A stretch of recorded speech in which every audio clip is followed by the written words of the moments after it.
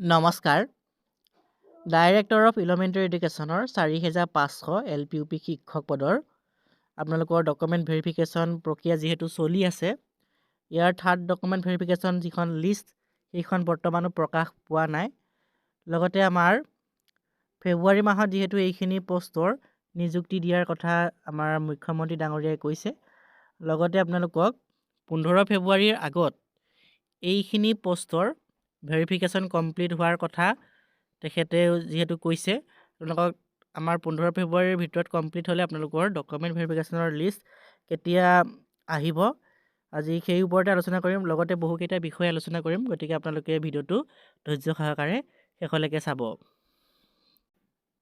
আমি নিযুক্তিলৈ যোৱাৰ আগতে আপোনালোকৰ ডকুমেণ্ট ভেৰিফিকেশ্যন কমপ্লিট হ'ব লাগিব, তেতিয়াহে আমাৰ নিযুক্তি কথা আমি পাতিব পাৰিম। বৰ্তমানো যিহেতু ইয়াৰ ডকুমেণ্ট ভেৰিফিকেশ্যন কমপ্লিট হোৱা নাই, আপোনালোকৰ যি ডকুমেণ্ট ভেৰিফিকেশ্যন প্ৰক্ৰিয়া আৰম্ভ হৈছিলে আমাৰ ২৮ তাৰিখৰ পৰা ৬ তাৰিখলৈকে আৰম্ভ হোৱাৰ কথা আছিল যদিও আমাৰ বৰ্তমানো ইয়াৰ যি থাৰ্ড ভেৰিফিকেশ্যন লিষ্ট অহা নাই। আপোনালোকৰ প্ৰথম পৰ্যায়ৰ ডকুমেণ্ট ভেৰিফিকেশ্যন লিষ্ট লগতে ছেকেণ্ড পৰ্যায়ৰ ডকুমেণ্ট ভেৰিফিকেশ্যনৰ লিষ্ট আহিল, আৰু ইয়াত যিখিনি কেণ্ডিডেট এবচেণ্ট থাকিল সেই কেণ্ডিডেটৰো ডকুমেণ্ট ভেৰিফিকেশ্যন হৈ গ'ল।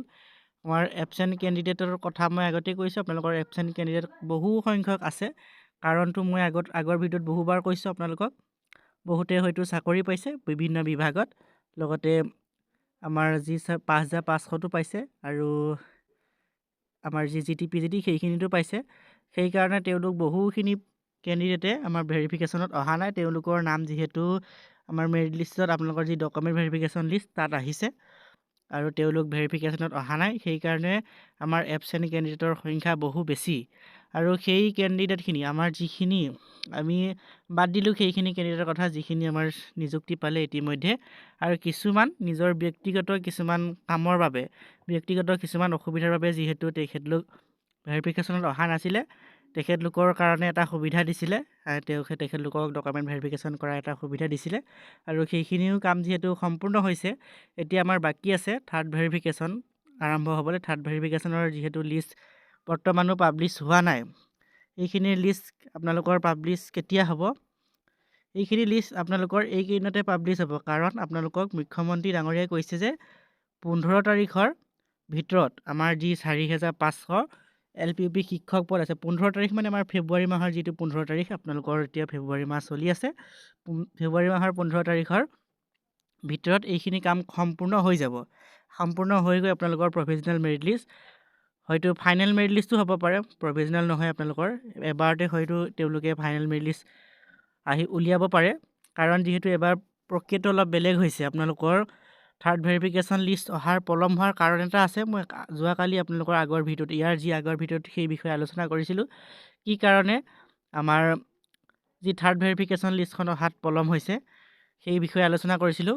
কাৰণ মই ক'লোৱে বহুখিনি কেণ্ডিডেট এবচেণ্ট আছিলে, আৰু এবচেণ্ট কেণ্ডিডেটৰ ভেৰিফিকেশ্যনৰ কাৰণে সুযোগ দিছিলে, আৰু সেইখিনি কেণ্ডিডেটে যাতে ভেকেণ্ট হৈ নৰয় পষ্টখিনি, আপোনালোকৰ যিখিনি কেণ্ডিডেটে প্ৰেজেণ্ট থাকিব নোৱাৰিলে তেখেতলোকৰ কাৰণে যাতে ভেকেণ্ট হৈ পষ্টখিনি নৰয়, সেইবাবে আমাৰ সেইখিনি কেণ্ডিডেটৰ ভেৰিফিকেশ্যন, এবচেণ্ট কেণ্ডিডেটৰ ভেৰিফিকেশ্যন কৰাইছিলে, আৰু এবচেণ্ট কেণ্ডিডেটৰ ভেৰিফিকেশ্যন কৰাই আপোনালোকৰ আমাৰ যি থাৰ্ড ভেৰিফিকেশ্যন লিষ্ট সেইখন ভেৰিফিকেশ্যন লিষ্ট প্ৰস্তুত কৰিব। সেইকাৰণে তেখেতলোকৰ আমাৰ থাৰ্ড ভেৰিফিকেশ্যন লিষ্টখন পাব্লিছ কৰাত অলপ পলম হৈছে। আপোনালোকৰ এই ২ এদিনৰ ভিতৰতে আহি যাব। আপোনালোকৰ ১৫ তাৰিখৰ আগত যিহেতু ইয়াৰ ভেৰিফিকেশ্যন সম্পন্ন হ'ব, সেই হিচাপত আপোনালোকৰ আমাৰ ১০ তাৰিখৰ আশে পাশে আপোনালোকৰ এই যি ভেৰিফিকেশ্যন লিষ্ট সেইখিনি আপোনালোকে পাই যাব। ইয়াত আপোনালোকৰ বহু কেণ্ডিডেটৰ এবাৰ নাম আহিব, যোনখিনি কেণ্ডিডেটৰ মাৰ্ক কম আছে, আপোনালোকৰ ৬০ৰ হয়তো তলত আছে কিছুমানৰ, তেওঁলোকৰো নাম আহিব। ৬০ৰ তলত থকাৰখিনিও নাম আহিব, কাৰণ যিহেতু এবচেণ্ট কেণ্ডিডেটৰ ভেৰিফিকেশ্যন কৰি তেখেতলোকে যিখিনি এবচেণ্ট বাদ পৰি ৰ'ল, যিখিনি নাহিলে আৰু একেবাৰে এবচেণ্ট কৰিবলৈ আমাৰ যিখিনি নিযুক্তি ইতিমধ্যে পালে, তেওঁলোক যিহেতু অহা নাই, বহু কেণ্ডিডেট অহা নাই, আপোনালোকৰ এবচেণ্ট কেণ্ডিডেট হয়তো 10% মান কেণ্ডিডেটহে আমাৰ ভেৰিফিকেশ্যনত আহিলে, বাকীখিনি নাহিলে।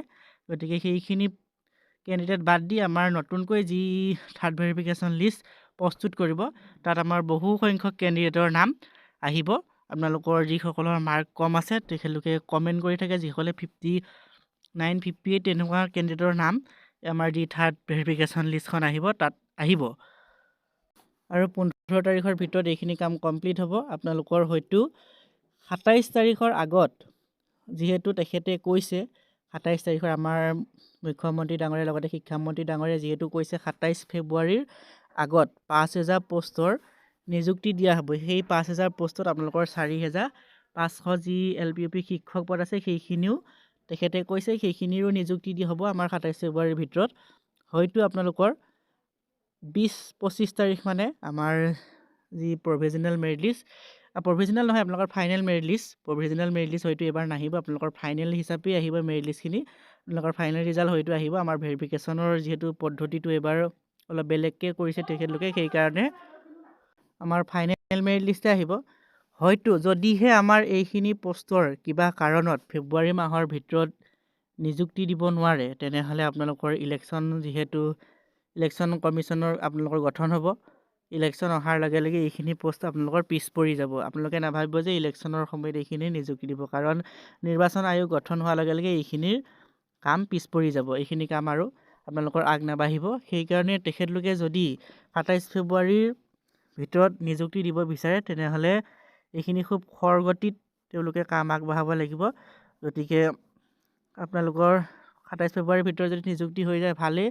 যদি কিবা কাৰণত তেখেতলোকে ফেব্ৰুৱাৰী মাহৰ ভিতৰত যদি এইখিনি নিযুক্তি দিব নোৱাৰে তেনেহ'লে এইখিনি পোষ্টৰ ইলেকশ্যনৰ পাছ বুলি কওঁতে বহু পিছুৱাই যাবগৈ, কাৰণ তেখেতলোকে ইলেকশ্যন হৈ আমাৰ যি নৱেম্বৰ হয়তো পাবগৈ পাৰে। আপোনালোকৰ 26 চনৰ নৱেম্বৰ পাবগৈ পাৰে যদি ফেব্ৰুৱাৰীৰ ভিতৰত এইখিনি নিযুক্তি দিব নোৱাৰে। গতিকে বহু কেণ্ডিডেটৰ বয়সো বাঢ়ি গৈছে। আপোনালোকৰ বহু কেণ্ডিডেটে মোক কমেণ্ট কৰে যে আমাৰ বয়স পাৰ হ'ব হ'ল, গতিকে তেখেতলোকে ফেব্ৰুৱাৰী মাহৰ ভিতৰতে এইখিনি নিযুক্তি দিলে ভাল।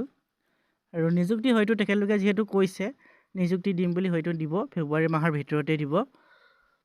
আৰু আমি ডকুমেণ্ট ভেৰিফিকেশ্যন সম্পূৰ্ণ হোৱাৰ লগে লগে হয়তো কি পদ্ধতিত তেখেতলোকে ফেব্ৰুৱাৰী মাহৰ ভিতৰত নিযুক্তি দিব আমি গম পাম। এই যিটো তেখেতলোকে ফেব্ৰুৱাৰী মাহৰ ভিতৰত নিযুক্তি দিয়াৰ কথা কৈছে আমাৰ প্ৰভিজনেল মেৰিট লিষ্ট আৰু ওলাই নাথাকে। আপোনালোকৰ ডাইৰেক্ট ফাইনেল যিখন লিষ্ট হয় সেইখনেই আহিব। আপোনালোকৰ ফাইনেল লিষ্ট অহাৰ লগে লগে আপোনালোকৰ নিযুক্তি 27 ফেব্ৰুৱাৰীৰ ভিতৰত হয়তো দি দিব। মই আগতে কৈছোঁ 26 তাৰিখত এইখিনি পোষ্টৰ নিযুক্তি দিয়াৰ সম্ভাৱনা আছে বুলি কৈছিলোঁ, কাৰণ এটা তথ্য পাইছিলোঁ যে 26 তাৰিখৰ ভিতৰত এইখিনি নিযুক্তি হ'ব বুলি। আমাৰ যি 4500 পোষ্ট আছে হয়তো 26 তাৰিখে হ'বগৈ। যদি কিবা কাৰণত নহয় তেনেহ'লে এইখিনি পোষ্ট বহু পিছুৱাই যাবগৈ। আপোনালোকে বহুদিন অপেক্ষা কৰিব লাগিব। আৰু পিছুৱাই হয়তো নাযাব, কাৰণ যিটো তেওঁলোকে যি গতিত এইখিনিৰ নিযুক্তি প্ৰক্ৰিয়াৰ কাম আগবঢ়াই আছে আপোনালোকৰ চাবলৈ গ'লে এইখিনি পিছুৱাই নাযায়। আমাৰ ফেব্ৰুৱাৰী মাহৰ ভিতৰতে হ'বগৈ। গতিকে আপোনালোকে দুদিন এদিন ধৈৰ্য ধৰক। ইয়াৰ যি ডকুমেণ্ট ভেৰিফিকেশ্যন লিষ্ট আহি যাব, লগতে আপোনালোকে ফাইনেল মেৰিট লিষ্টটো পাই যাব আৰু ফেব্ৰুৱাৰী মাহৰ ভিতৰতে নিযুক্তি পোৱাৰ সম্ভাৱনা বহুত বেছিয়ে আছে। গতিকে আপোনালোকে ধৈৰ্য ধৰক। 10 তাৰিখৰ আগত এইখিনিৰ ভেৰিফিকেশ্যন আমাৰ থাৰ্ড ভেৰিফিকেশ্যনৰ লিষ্ট পাব্লিছ হয়। 10 তাৰিখৰ আগত নহয়, কাৰণ হ'লেও 10 তাৰিখৰ পিছতহে আমাৰ যি ভেৰিফিকেশ্যন সেইখিনি আৰম্ভ হ'ব। তৃতীয় ভেৰিফিকেশ্যন লিষ্ট আহিব, সেইখিনিৰ কাম আপোনালোকৰ 10 তাৰিখৰ হয়তো পিছতহে হ'বগৈ। 15 তাৰিখৰ আগত যিহেতু হৈ কমপ্লিট হ'ব, আপোনালোকৰ 10 তাৰিখে হয়তো 11-12 তেনেকুৱাত 11-12-13 14ত আপোনালোকৰ এইখিনি কাম সম্পূৰ্ণ হৈ যাব ডকুমেণ্ট ভেৰিফিকেশ্যনৰ কামখিনি। গতিকে ভিডিঅ'টো ইমানখিনিয়ে আছিলে, সৰু এটা ইনফৰমেশ্যন দিলোঁ। গতিকে আপোনালোকৰ যদি ভিডিঅ'টোৰ পৰা কিবা উপকৃত হ'ল বুলি আছিলে তেনেহ'লে বন্ধু বান্ধৱীৰ মাজলৈ শ্বেয়াৰ কৰি দিব। যদি চেনেলটো নতুনকৈ আছে ছাবস্ক্ৰাইব কৰিবলৈ নাপাহৰিব। ধন্যবাদ।